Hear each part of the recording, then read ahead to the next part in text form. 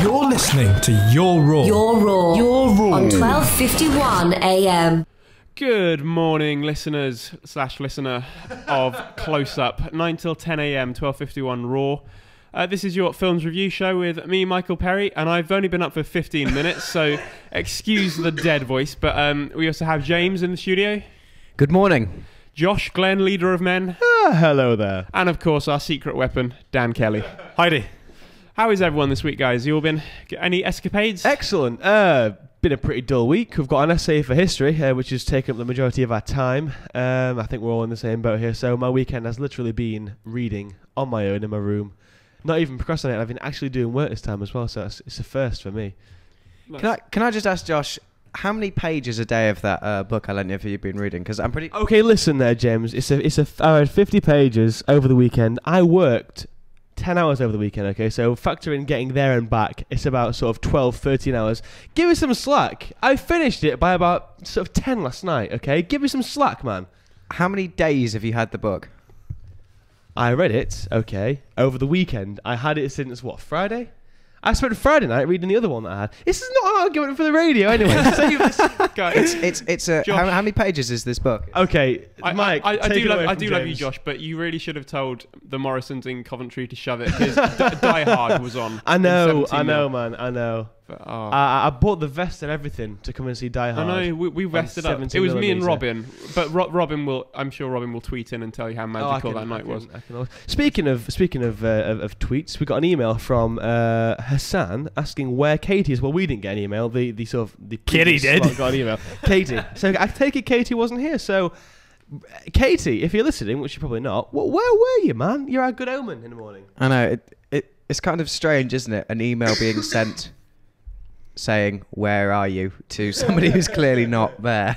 It's one of those philosophical things. If you send an email to nobody, do they who receive gets it? the email?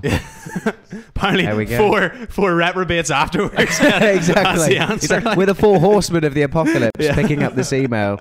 So this is quite a historic radio show in that it's our final one of the term. This time last term it was the now iconic Christmas quiz. Remember that? That was mighty crack. Christmas quiz. That was a great crack. Yeah. To quote the mighty Dan. Any sort of wise, profound, pithy last words, for this term, guys? Anybody? The wise, pithy. These aren't usually words I would use to describe the things that come out of my mouth. Like, don't watch Drive with James Warren. And Josh dies again in the corner. I think we're going to play our first song, aren't we? Yeah. Our first song is Midnight in the City by M83. Join us on Twitter at Raw1251am. This is Your Raw. okay, welcome back, guys. Welcome back to Close Up, and we're gonna come back after the song and discuss something that's happened in the world of film in the last week. Marvel announced that their much anticipated film, The Avengers, will have a title change in the UK. I believe it's only the UK. Dan, you have to shout the title. And the title they have decided upon is Avengers Assemble! I got goosebumps from how horrible that sounds. It's terrible, isn't it? It makes no sense.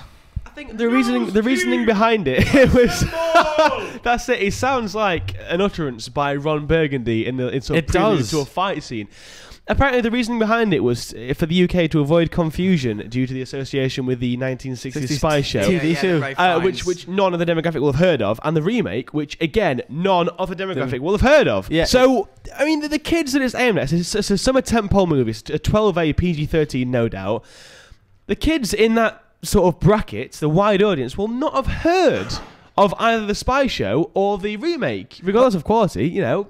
A much better way of fighting that, I would have thought, and it's not like they haven't been, it's just exposure. Nobody's going to watch a trailer with the Incredible Hulk in it and go, it's that show from the 60s. It's coming back. It's that one where Sean Connery was in a teddy bear costume. Yeah, they've made a sequel, finally. Trying to control the weather. I don't think anyone was asking for a sequel either. I think it'll tie me over till The Happening 2.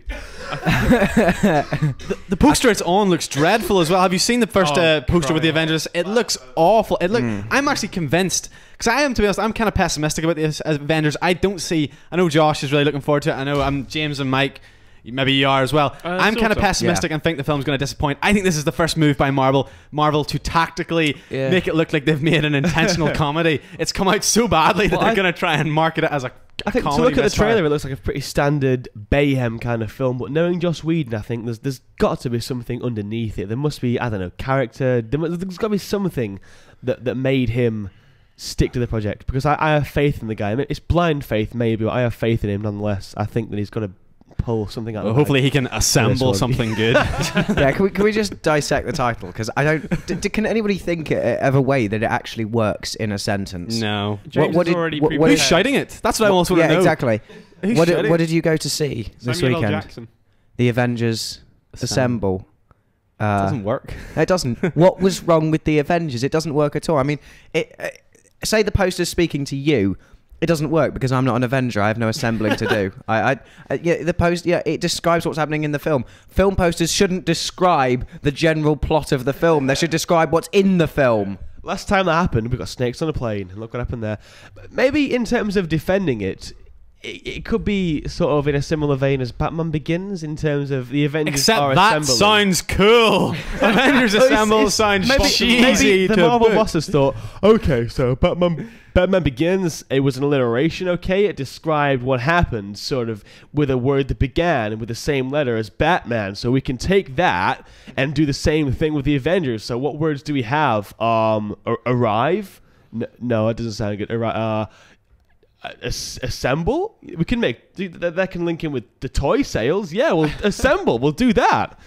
I have been told that it is a phrase that permeates the Avengers comic books. I think what people forget when you say they make something in one of these movies that refers back to the comic books, it sounds ridiculous, but people defend it because it comes from the comic books. Lots of things in comic books are known for being, let's face it, bad. Yeah, but not good. I think I don't know. This is hardly relevant at all. But the thing that sticks in my mind is Zack Snyder deciding to add that scene to Watchmen when it really wasn't needed. You know the one I mean. The one between Silk Spectre and Night Owl. We did not need that scene. The world was a richer place without that scene. It is. It's in the book, but it doesn't quite work as a. Is that the scene with all the steam, the blue, all the blue stuff? Blue junk. I think the lovemaking scene Michael's talking about. It would have worked without Hallelujah by Leonard Cohen. Yeah, that's what I'm thinking. I think any other song, any other cover of the song by anybody else, but Leonard Cohen's version is not sexy. Yeah, it wasn't a great choice. Let's not get us started on Zack Snyder's Watchmen. We've not got enough time. Should we get back to Avengers Assemble? Yeah. Assembling Avengers. Well, all I have to say on it is I think it sounds stupid, and I think, to be honest, the film looks stupid. And also, do you know what the official title is? Marvel Avengers. Yes, exactly. As well. What it's? Oh my god! I can't. I'm sorry, but my suspension of disbelief. I'm not sure how I'm going to keep that up through a film where the name of the corporation that owns the rights to the characters is in the title. It sounds like a chocolate bar. It's like Kinder Bueno creams or something. It's like a corporation. It's crazy. I mean, we might get to a point now where companies start putting their names or selling the name of the movie title to. Yeah. Oh, can you imagine? Like, for example, St. James's Park is going to be renamed. Football stadiums in the UK. These stadiums of national heritage are having their historical names changed to the Sports Direct Arena or whatever. Can you imagine? Can you imagine films with advertising in the title? Yeah. McDonald's presents The Godfather or something along those lines. It'd be like the greatest movie ever sold. The official title is like Palm Wonderful. Palm Wonderful presents Greatest Movie Ever Sold. And I tell you what, I really, really want to try Palm Wonderful. Me too. I want a McDonald's now as well, having said. I'm smiling right now, putting my thumbs up at the webcam, but nobody can appreciate it. But, okay. Anyway, just quickly, guys, as well. Anything else about the Avengers or? If it doesn't come out and it's not any good, I'm just going to hate myself. I've sat through enough trailers, enough stupid exposition films. I think it's going to be no worse than... what's the worst? Iron Man 2. It's going to be no worse than Iron Man 2. No, I don't think. Is that the worst one? Out of think about maybe The Incredible Hulk. I didn't see that. It is pretty myself, average. So. I don't know. I don't think there's actually been an outright bad one. I'd feel cheated if it came out and it wasn't really good. I mean, because, we have sat through Captain America was perfectly competent. Thor was perfectly competent. But those films are they're okay for one watch, so you can absorb them, you can enjoy them. Those films have no meaning in the world. They completely lose meaning if this film comes out and it's useless. They're completely built to define this film. So if this film comes out and it's useless, What was the point? Why have it? It becomes, they all become worthless. Iron Man maybe can stand on its own 2 feet because that film was envisioned not as the start of the Avengers cycle. John Favreau was hired to direct an Iron Man film. All these other guys have come in to direct preludes to the Avengers. John Favreau came back to direct Iron Man 2, which was a prelude to the Avengers. Iron Man's the only one that really exists as a single entity, and that's troubling. I don't think we're all fans of Iron Man around the table, are we? I believe, Josh, you are. Well, I wasn't crazy about it in the same way that everyone else is, but then thinking of the context that I saw it, I was like 15 and I'd just got a girlfriend. I was like, oh my god, I got a girlfriend! So I watched it with her, and you had a choice. I had a choice. I made the wrong choice in hindsight. Anyway, our next song, which I'm going to let Josh pronounce the title of. Well, you can hear it now. You know what it is. It's Gautier, someone that I used to know. I think made famous by that funny video on YouTube with those guys all sitting on the guitar playing. You guys looking blankly. I'm just going to fade us out and... On 12:51 a.m. and online, this is your rock. Okay, welcome back, guys. We're now going to take a look at the films playing in the Warwick Student Cinema for the final 2 weeks of this lovely spring term. Tonight, the 5th of March, Martin Scorsese's Academy-troubling Hugo is the film playing, and I'm going to feed it over to Josh to start us on this one. I will start by saying that I bloody love Hugo. I hadn't heard about it. I'm ashamed to say, as a film fan, as a Scorsese fan, I'd not heard about Hugo until I saw the posters on the buses on campus. And basically, it's about a kid who lives in a train station in sort of turn of the century France, 20th century, that is. And he sort of is an orphan. He lives in the clock above the station, and he fixes things, makes little sort of figurines, makes little I don't know, contraptions. And he finds does he find, guys? He finds a little robot. He was building the automaton with his father, wasn't he? And then he was building this little robot with his father, and he finally finishes it, and it reveals a message to him that uncovers kind of a hidden secret about cinema itself. The least you know about the film, I think, the better, because I didn't know much further than that. And it's like a heartfelt love letter to cinema from Scorsese. I mean, it's sort of, he uses 3D and the various modern cinematic techniques to sort of unearth sort of new meaning and new enjoyment from these really old, ancient 1890s, silenced by sort of George Lumiere. And it's so beautiful, poignant, emotional. The young cast are so natural and heartfelt. Chloe Moretz, normally great at something, she's great in this film. And Ben Kingsley, as I'm not going to say who because it's going to spoil it, but Ben Kingsley is surprisingly sort of underplayed and down to earth and relatable for once really in his career.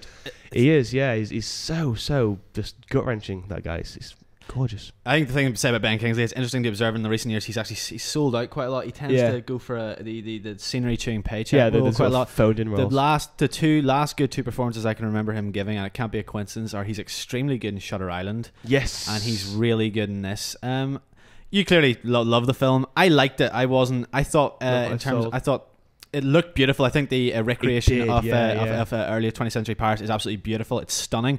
I think the cast are strong. I think Asa Butterfield, who plays Hugo, gives a really mature and impressive performance. I mean, the entire thing's on his shoulders, so he does a great job. He does a brilliant job. Chloe Moretz is, as you said, really good. Kingsley's really strong.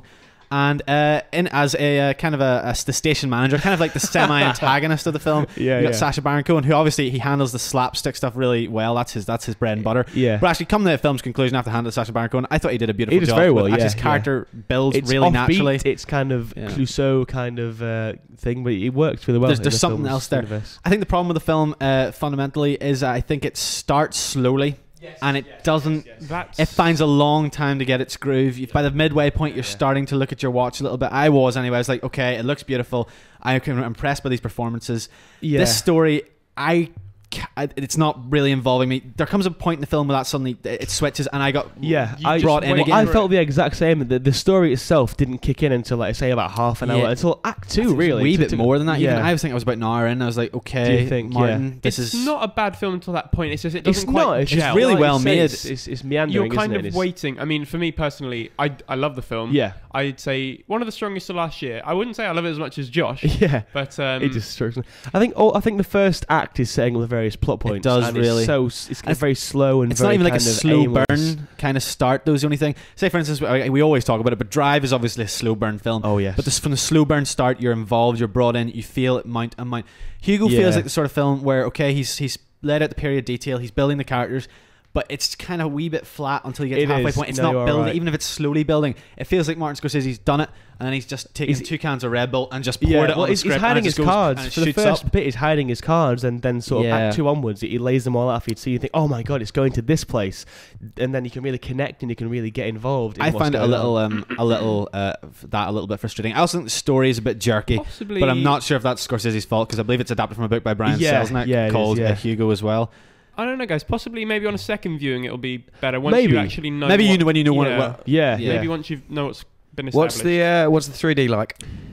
Better than really better than usual. Yeah. I'm a 3D skeptic, and I saw this film in 3D because a friend of mine was adamant to see it in 3D. Yeah. And honestly, the way it's used, again, I don't want to spoil it because the joy is in the wonder and the kind of surprise. But the way it's used is so imaginative. It's so worthwhile. It's very reminiscent of the way. I know not everyone's a fan of that film. I do kind of like it, and I've actually liked it. It's the only film I've ever liked less watching in 2D. Is Avatar. I actually think possibly Hugo is the best film. Well, I think whereas Avatar was very much about the bombast and scale, Hugo is about the detail. It's a bit more subtle in Avatar, but it's like emotional 3D, if that makes sense. It's just so you kind of get the impression that you are watching a film that was sort of. It does give you hope that when good filmmakers, genuinely great filmmakers like Scorsese, and maybe in the future we'll see 3D films. Well, we saw Tintin. Actually, the 3D in Tintin was really good from Spielberg. That was one of that film's better features. Maybe that technology in the right hands of a skilled director has a future, because you have to remember the majority of the 3D we've seen so far have been on horror films, have been post converts on animated jobs, and a lot of those horror films are directed by music video directors. It's not really auteurs. So maybe when auteurs get their, I mean, imagine someone like Terrence Malick got their hands on 3D. Yeah. You get a feeling there would be he would use that in, because I mean we've talked about the Tree of Life and how that is such a visual feast. You get the feeling he could make 3D into something that increases the product, kind of like James Cameron did with Avatar, and definitely like Martin Scorsese does here. 3D is actually a positive to those films, and actually it's films like Hugo and Avatar that make me think that in the right hands, that's a technology that isn't completely redundant. Maybe there is a future for it. We need to see less post converts, and we need to see directors with a better understanding of how to use it, and not just poking things out at you. Definitely. But I think 3D actually is quite good in it. Yeah.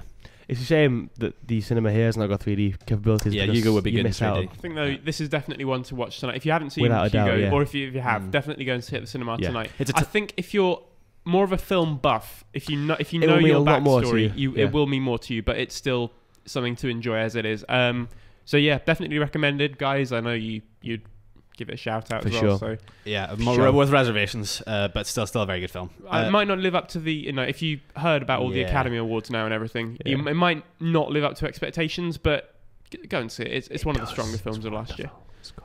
Tomorrow, the 6th of Tuesday, the second last Oscar Tuesdays, with 9 Academy Awards. It's Anthony Minghella, the English Patient from 1994, I believe. I don't believe any of us have seen it. No. To be honest, I'm gonna just say it. I've read what I know what it relates to. I know who's in it. It feels like the sort of it kind of feels a wee bit forgotten now as well. People don't tend to reference it. It's not really something I'd actually be dying to see myself. Any of you guys, any dying? I think these they seem really self-indulgent and kind of we're important because we're like 3 hours long and we star Ray Fiennes and we're about important. It's a wee bit like they that. They seem so sort of self. And I've never been massively impressed with anything Anthony Minghella's done, and I know this is considered his best film. I mean, stuff like Cold Mountain, it's really dry. You can understand really what the Academy might... Academy horror films, basically, is what they seem to be. Just in case anyone was interested in seeing it, I'm just going to give a sketchy synopsis. This is just what I've just rattled off. It's a World War II film, I think, and Ray Fiennes is a soldier who's injured, and he's on his I don't know if it's his deathbed or if it's just sickbed, but he's recording his life or something through the love of someone. It sounds quite cliche put like that. That's the most I can glean from memory. But it's a bookend thing like Forrest Gump or Benjamin Button. Yeah, possibly. But I don't know. If that's your bag, check it out. It's won 9 Oscars. It can't be dreadful. We're not saying that's a signifier of quality. It's at least but well 9 made. Oscars. That's quite a. I'm sure it's worthy. I'm sure it's at least worthy. Oh, one of those ones, eh? Yeah, I think it might be. The 8th, Thursday the 8th, we have Miss Bala by Gerardo Naranjo. I haven't seen this either. In fact, I'm not even 100% sure what the film's about. I just know it's part of the Foreign Thursdays thing. I didn't even hear much about this. I hadn't heard of it. It's before. not actually. You get the look of it. You think it's going to be another pageant film, which in a way it is. It's I think it's set in Mexico. Yeah, I believe so. Excuse me. And this model, she's participating in this pageant, and at some point along the line, she's I think she's kidnapped by terrorists or some form of underground crime, and then she's forced into doing things she doesn't want to do. She's forced into the ugly underbelly of Mexican society. I'm not really sure how it all ties in at the end with a pageant. Maybe it doesn't. Is Liam Neeson in it? He very well maybe. Sounds like he might be. Cracking. If he's not too busy punching wolves, I think he'll make a cameo. Young nubile women getting kidnapped by minority terrorists. Sounds like he's probably in there somewhere. I'd like to get James's opinion on this, because James just looks very sad in the corner right now. I don't think any of us know what on earth we're talking about at the moment. Are we going to move on to a film we've seen? Yes, there's a great truth. And move on to a film we've seen. We can on Friday the 9th. The much critically acclaimed. I'm not 100% sure why. Brad Bird's fourth entry in the Mission Impossible franchise, Ghost Protocol, plays on a Friday. I'll start us off here. As I said, it's fourth entry in a franchise that has been a strong financial performer for well over a decade now. In fact, it must be coming up 20 years. The film follows Ethan Hunt, played famously by Tom Cruise, and his team in the MI service. They've been instructed to complete a mission in Russia. However, all goes disastrously wrong, and a bomb blows up the Kremlin. A bomb, definitely a bomb, blows up the Kremlin. So as a result, they are disavowed. The government takes nothing more to do with them. Officially tries to reprimand them, but as in these things, even Tom Cruise and his team managed to make a getaway, and then they spend the rest of the film trying to work out who actually did detonate said bomb in the Kremlin, so they can relieve their own names, get the service back online, and basically be good guys. I have to say, I think Mission Impossible Ghost Protocol is the second to third best entry in the series. The film received really strong reviews. It was really well received. I can understand why. I think Brad Bird has a lot of fans out there. I think he's built up a lot of goodwill, having directed films like The Iron Giant and Ratatouille and The Incredibles, of course. And I think the middle section of the film, there's a middle section of the film in Dubai in which Tom Cruise has to scale the largest building on Earth, and there's also a brilliant sequence in which several the team splits up and kind of interviews and tries to pull one over two different bad guys. And I think those scenes are really well cut together. I think they're really tense, really impressive. And I think the action throughout is competent. I think the cast, Tom Cruise is his usual dependable self. He's built for this sort of stuff. I think Jeremy Renner, who's a new addition as a apparent like an accountant type, but is Jeremy Renner going to be an accountant is the question.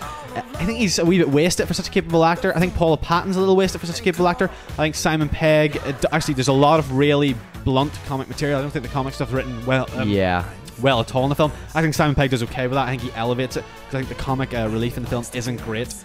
But for that middle section alone, and for the general, the Cruise charm and the competency of the action throughout, it's probably worth a watch as kind of a popcorn film. I think it's got compared to the other thing I came away with is one of the great things about Mission Impossible 3 was the villain. Seymour Hoffman was fantastic in that. In this we have I can't remember the actor's name, unfortunately. He was the good guy in the Swedish version of The Girl with the Dragon Tattoo. I think he's really bland in this. I hope he does, not just on name. Right, yeah. I think you're right. Sorry, Dan, I will just inform you that Josh is playing Ghostbusters of your entire review. Just been smirking. No, it's just eventually he'll get bored and go to sleep. Yeah, just to clarify, only one set of headphones in the studio is working today, so only Josh can hear that. I read a really interesting article the other day talking about protagonists in films, particularly action films, and why they fight for supposedly the good guys. Out of 3 of the 4 Mission Impossible films, the character of Ethan Hunt has been disavowed by the Mission Impossible agency. I just want to ask you, are these the best kind of people to work for? Yeah. I mean, that's 75% of the time Tom Cruise is actually fighting against the people he's working for. It's just interesting. I think Mission Impossible 4 has exactly the same problems as the other films in the Mission Impossible series. The Mission Impossible series is it's quite unusual because we always think, oh, you know, it harks back to the original TV show, but has anybody actually watched the original television show? I've seen a few episodes. Or have fond memories of it? Or do we just have a film franchise because it has really cool music? The original Mission Impossible film, when you go back and watch it, is it Brian De Palma. Brian De Palma, who's not one of, I gotta be honest with you, not one of my favourite directors. I think he's a fairly blunt instrument. I don't think he's a great director either. The original Mission Impossible 4, you go back and the original Mission Impossible, you go back and watch it, it's not particularly gritty by today's standards. No, it's very much it's not. I think it Dated. Perhaps. Yeah, I think it has dated. I think there's certain things in it. For example, the scene, the iconic scene, Tom Cruise down on the wires, going onto the floor, done a large amount of times, both parodied and for real in action films recently. You go to the second Mission Impossible, the John Woo film. Easily the worst. Very easily the worst, forgettable. You go to even to J.J. Abrams' attempt, Mission Impossible 3. I think it's a good watch, but I don't think it's quite. And I think this film suffers from exactly the same problems. The problem with the Mission Impossible franchise is it's not entirely sure what it wants to be. It's not Bourne. It's not Bond. It aims for a sort of a light, fluffy actioner, which this film very much, I think, does. But in the end, I think tries to bring in far too much emotion, which just isn't needed. There's a scene right at the end with, for example, the film starts off. Ethan Hunt's been divorced from his wife, and I'm sitting in the cinema thinking, oh, brilliant, we've actually got some real grounding in this character. This is a real human being. This is something so small, so banal, that has affected a character with seemingly superhuman abilities. What's his mental state in? By the end of the film, it's not really much of a twist. Oh, not divorced, spy stuff. Things have happened. Maybe kidnappings, or maybe she's dead, or maybe whatever. It's just a bit... it's tiring. I think I agree with you. The thing I wouldn't say, there's a slight refusal to evolve with these films. We now live in a post-Bond world, and these stories do feel very old-fashioned. Even the best one, which is Mission Impossible 3, its saving graces are in its action, or in its strict direction, or in the performances by Hoffman and Cruise, because I think that's the film where Cruise gives the best performance and actually has the most to work with, is the third one. I think here James is right. You get a bit of meat at the beginning. The film kind of cheats you on that at the end. But I think, like the other films in this franchise, the story feels a bit outdated. It feels a little bit simplistic, and it's kind of creaky. This one's also a bit of an ungodly length. It exceeds 2 hours. There is no need for it. There's simply there's no need for this light popcorn fare to exceed 100 minutes. Why am I sitting through 130 minutes? I just don't understand. As much as I like how different directors put their unique stamp on the franchise, Woo aside, I kind of... There was a moment in the first one, which is my favourite, where you could see it jumping the shark, where you could see it sort of becoming this bombastic, spectacle sort of driven fluff. And up until that point, it was a great kind of... It was brawny, it was intelligent, and it was sort of a great spy espionage thriller. But at a certain point, when he jumps from the helicopter, is carried by the explosion onto the train, that's when you think, okay, it's like this from now on. And I kind of miss the more sort of, cerebrally... engaging stuff. I don't know if it was ever I don't know if Mission Impossible was ever that, so I wouldn't. This is the imaginary sort of harking back to a glorious point in the franchise that I'm talking about. I just don't think the Mission Impossible franchise was ever really any... I don't understand why it's a tentpole release. I know the first film made a lot of money. I know the second film made, I think, even more than the first one. I just don't... I don't see what the major appeal is of it. I think when these films first came out, the thing people have got to remember is Tom Cruise wasn't this sort of leper on the edge of Hollywood. He was the man. Up until about 2005, Tom Cruise, if you were going to have someone on your poster, you wanted Tom Cruise. In fact, Mission Impossible 3, the interesting thing about that is that film's underperformance at the box office was tied in with his public conduct at the time, and was the beginning of the end for Tom Cruise. Yeah. For the first two, when those first two came out, I have a feeling those films were more about Tom Cruise than they were about that franchise. That's changed now because Tom Cruise is, as evidence, but this is the first Mission Impossible film where it's built around a team, interestingly, not Tom Cruise. I know, just to finish off, I like Tom Cruise as an actor. I think he's a good actor. I think he's worth going to see at the cinema. I don't think the Mission Impossible franchise is a franchise that needs to be carried on. I don't think there's anything there for it. I mean, he tried to move. He tried to do the same thing but different with Night and Day, but again, that just didn't work. Do something else. Work with Michael Mann more. Anyway, have we got another song, or are we going to do another review? We're going to do another review. Okay, Dan, what's next? Saturday the 10th, we have a midnight screening of last year's massive financial underperformer, which is a rare for a remake slash prequel, and it is indeed a prequel to John Carpenter's legendary 80s classic The Thing. This one directed by, I agree. excuse me for this, Matthias van Heijden Jr. Yeah. And Mike's going to take us away on Matthias van Heijden's feature-length debut. Take it away, Mike. This is not going to be the best view to take because I am a huge fan of John Carpenter's original The Thing. It's one of my favourite It's an amazing film. films. It's fantastic. I'd say... I'm just going to lay my cards down right now. I'd say ignore this one and rent the original instead, because the original is flawless. Which itself is a remake. Yeah, it's just a remake from The Thing from Outer Space, but okay, so not the original, the lukewarm the water original remake. in between. But you know, it was phenomenal. It was you know, it's the gore admittedly has dated, but it has kind it though? Not as the much thing as I think about this prequel is that the special effects, okay, you can tell they're practical effects in the original, but they're so creatively done and so gruesomely done, kind of like that chestburster scene in Alien. There's the thing that I found really jarring about this, and to be honest, I didn't hate it. I thought it was unnecessary, but actually in terms of remakes, and I'm purely judging it on modern day remakes, I thought it was a wee bit better than the average one. And admittedly, the average one isn't great, but I thought this was disposable. It was completely unnecessary, but it was kind of watchable. The thing that really jarred with me is, as a Thing film, there's too much CGI, and it just leaves none of the impression that the practical effects of the original, Stan Winston's practical effects in the original, they're phenomenal. The original managed to find the right balance. It's because when you go in for a horror film, you normally have either scares sacrificed for sludge and gore and blood. The Thing, I say the original, John Carpenter's The Thing, really struck the right balance. It was like Alien meets it was a cross between Alien and, I don't know, something with a lot of gore in it. But a lot more visceral, I thought, and one of the best endings as well in Should we have a quick recount of the plot of this remake? Yeah, we really should. If you want to. Okay. Yeah, okay, so we are in deepest, darkest Arctic Circle. A crack team of scientists and drillers are called out to and Ramona Flowers. Well, yeah, to a base camp where an alien ship has been discovered, and more importantly, an alien body has been discovered.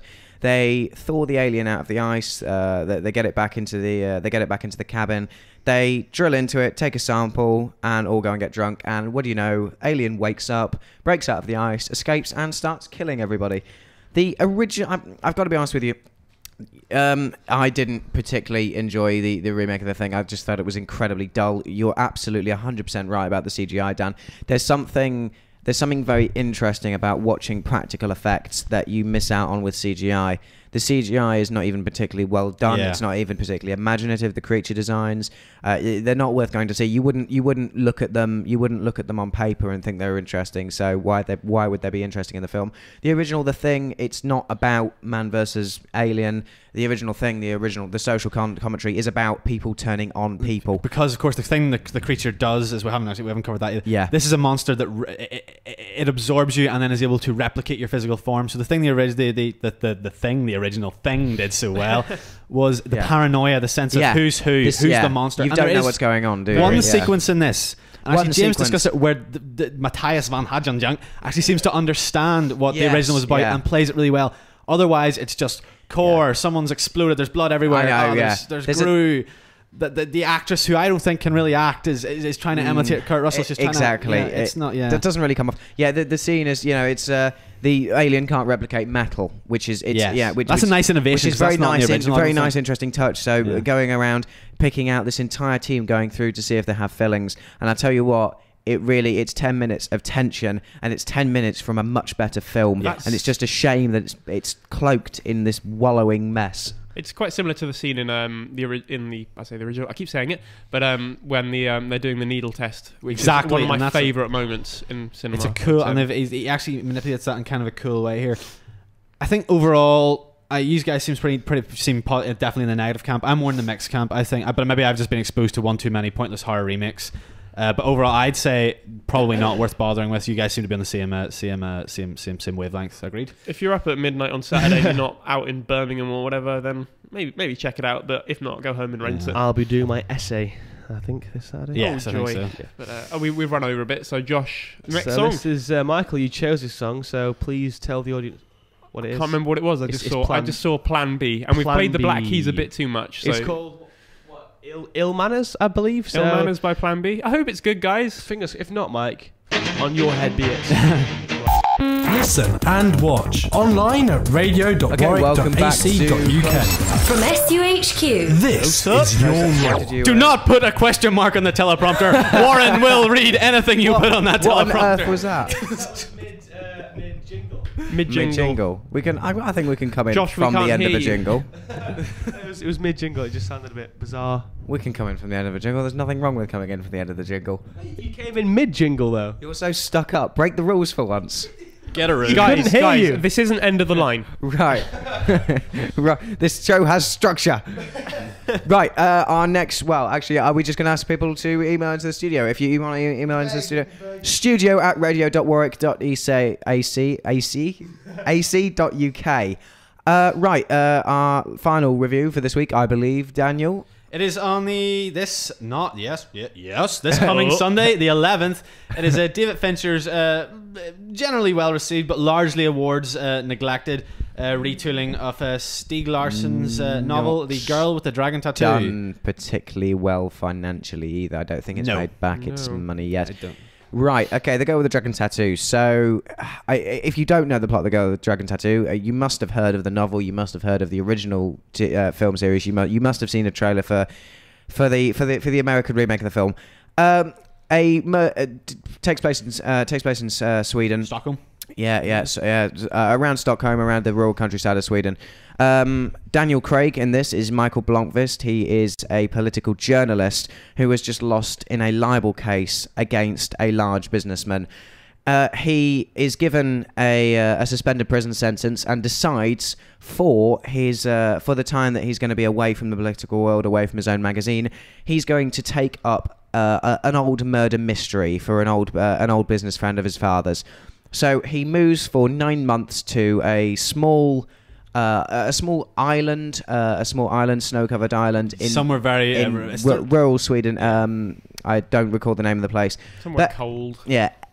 Anyway, so it sets the scene for you. It's cold, it's drab, it's grey. This is an old murder mystery. The family of the businessman whose niece's disappearance 30 years ago he is investigating all live on this island. Everybody's a suspect. And a complete weirdo. And very strange. A film populated by very strange characters. Now, it's kind of interesting thinking about the reasons why this remake was made in the end. The original Swedish film, if anybody's seen it, the original Swedish. Let's talk about the first in the franchise because it is a trilogy. The original Swedish film. The way the Swedish film industry works is this was made as an extended television series, and then about 6 hours of footage cut down into three films. And the first of these films, The Girl with the Dragon Tattoo, was released to pretty much widespread critical acclaim. It was really critical acclaim. It's a brilliant film. It's a very good film. It takes elements of the book that it needs to take. It ditches some bits that perhaps you would have wanted kept in, some emotional ties, some character relationships are slightly changed. But at the end of the day, I think it's a fairly solid film, and it stands up on its own right as a project. It's worth going to see. It's a brilliant experience. Now, Hollywood is well known for making. We've just discussed one, The Thing, remakes that perhaps that I don't think anybody wanted. You know what I mean? Exactly. Don't need to exist. I don't think that's quite the case with this one. I think David Fincher puts a really interesting take on The Girl with the Dragon Tattoo. It doesn't feel gratuitous. From the opening titles, which are very reminiscent of Fight Club, very reminiscent of Zodiac, and Bond also. It's very much Fincher's film. Now, the way Fincher go about the project, I think if you've seen the original Swedish film, this is still very much worth going to see. I think it's a better. It's hard. Obviously, it's hard to call because the Swedish film came first, and it's a very strong film. I think if you've never seen a version of The Girl with the Dragon Tattoo, I would advise you to see David Fincher's version. I think David Fincher. First of all, I think obviously there's an increased budget here. I think the acting is overall slightly better, but I think you've got a higher caliber of actor. That's simple. I think there's a lot of regional actors and a lot of maybe even people who with not that much professional experience in the original film. I think here you've got Daniel Craig. I think you've got Rooney Mara. I think you've got an ensemble of very strong, proven actors. Not to distract from the Swedish version at all, because I do realise it came first, and there's no way David Fincher can go about and say it hasn't influenced him. It's like that thing when the Let the Right One In remake came out, and the guy said, "No, I'm not remaking it. I'm readapting it." That's baloney, and David Fincher can't make the same claim. The original deserves to be seen. It deserves to be respected. for my money, this version is actually a stronger, grittier. I didn't know how it was going to do that. I wouldn't necessarily call it stronger. I'd call it equal but different. I think the acting, what you're referring to, I don't think it's stronger acting. I think it's a different type of acting. I think you've got to remember that the original comes from a television series, which is very, very different acting. I think it's much more subtle. I think the Fincher version is much more cinematic performances, very much more cinematic performances. I think the original, Mikkel Blomkvist in the original played by the fellow from Mission Impossible 4 who Josh. Yes, played by Mr. Scandinavian Blonde. I think he brings a very, very real presence to the performance. I think it's much more subtle than Craig's. I think actually for me that is the better performance of Mikkel Blomkvist. However, I think what you might be getting at is the fact that cinematic performances in this Fincher version perhaps get across more in the runtime than the Swedish version. When you think about the Swedish version, it has the relationships of the television series further explored to back up. I think perhaps if you watch this one straight out, if you watch them both separately side by sides, you do get perhaps more from just a single viewing. Again, though, I think the American version explores different areas of the novel. I think it explores different relationships. I think it makes a different take. I think the arc we haven't discussed yet is of course pivotal. It's in the title. I don't think we got it in the otherwise. You're otherwise really. So it's just the plot synopsis is the fact that the film isn't just concerned with the journalist. It also concerned itself with a hacker who is a profession. She works for an agency that she helps survey and get back profiles, and she's a computer expert. She's a very sort of tortured young woman called Lisbeth, and she's endured she's had a hard upbringing full of tragedy. She's being abused by her social guardian, and she teams up with Craig to help solve the mystery. And I think in the original film, one of the things people really jumped up was Noomi Rapace's performance in that role as the girl with the dragon tattoo, and I thought that was really strong. And when they cast Rooney Mara, who at that point I'd only previously seen in that very flaccid remake of A Nightmare on Elm Street, in which she gave a real wet blanket performance, I was like, whoa, how she was Nancy in that. I was like, how's this gonna work? And somehow she comes to the table here, and she's tremendously good. She's completely different to Noomi Rapace, which I would not have seen coming, but she is really tremendously affecting and scary. I think of the two things this character needs to be. She needs to be sympathetic, but boy does she need to have a pair of stones on her. I think they're both strong performances. I think Rooney Mara's I think you're right in saying it needs to be sympathetic, because for me, I think Rooney Mara's is the stronger performances. I think so too. I got the feeling with Noomi Rapace's character that she had the bad girl attitude pinned right down. There wasn't quite the vulnerability that Mara brings to the piece. I think it's also in the way Noomi Rapace looks like she could kick your behind. Rooney Mara's a wee bit more fragile looking, and I actually think that aids her performance. You actually look at her; she's quite a petite girl. Yeah, I think so. That kind of helps her with the vulnerability, and I think just through her own performance, there's a real steeliness there as well. So I think the two come together. I think she's actually aided just simply by the way she looks as well. But I think it's a really great turn. And of course, the American version does explore her more emotional relationship with Mikkel Blomkvist to a greater extent than the Swedish version. I think that's something that I think they culminate quite differently, don't they? There's a greater range of performance, I think, in the American version for Rooney Mara than there is for the probably original. Working with a better director as well. Again, I'm sorry, it's going to sound tremendously unprepared, but I can't remember who directed the original Swedish version. But David Fincher is an auteur in every sense of the word. He's a fantastic filmmaker, and he's just as good with visuals as he is with actors. And I think when you're working with him, you're gonna deliver something special. The other thing I would say about The Girl with the Dragon Tattoo is just to make people aware, it is a great film. It's a great mystery. This version is not for the faint of heart. I consider myself quite immune to the scenes inside. I don't tend to be revolted or repelled or cringe too bad.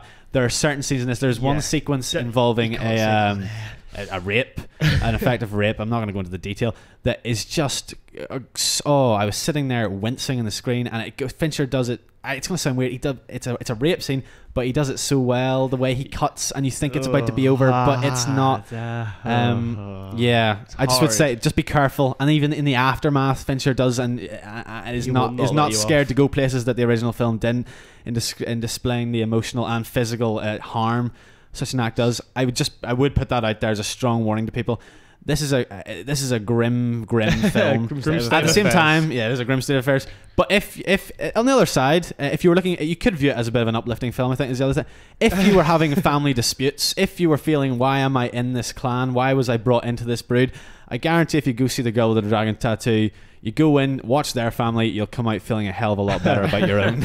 One thing you guys haven't picked up on, the music by Trent Reznor Yeah, and it's very Atticus strong Finch, score. the team behind Strong. Social Network, which I thought was one of the best soundtracks With a good in years. the recover of Immigrant song with Yes. Karen O. Karen O. I love Karen O. If you're a fan of the Overcredited. Yeah Yeah Yeahs, then Karen O will knock your socks off. With the So shout stuff. definitely check. And if you're not seeing Wild Beasts on Sunday, which I am, and you all should really, but go and see Girl with the Dragon Tattoo. Yeah, then. I Definitely. strongly recommend it. I thought it was an excellent film, and it's a long set, but the film actually conducts itself well. It over does. that. It flies by. It really does. flies by. We were talking earlier on about how Hugo doesn't seem. I felt personally that it's a slow film, but it doesn't seem to build an awful lot. The Girl with the Dragon Tattoo is quite the opposite. It mounts itself very slowly but very precisely. Excellent film. Loved it. So I'm afraid we're going to have to skate over the last two films of term. I'm afraid, but We'll just mention I them think briefly. I think on Monday the 12th, we've got Happy Feet 2.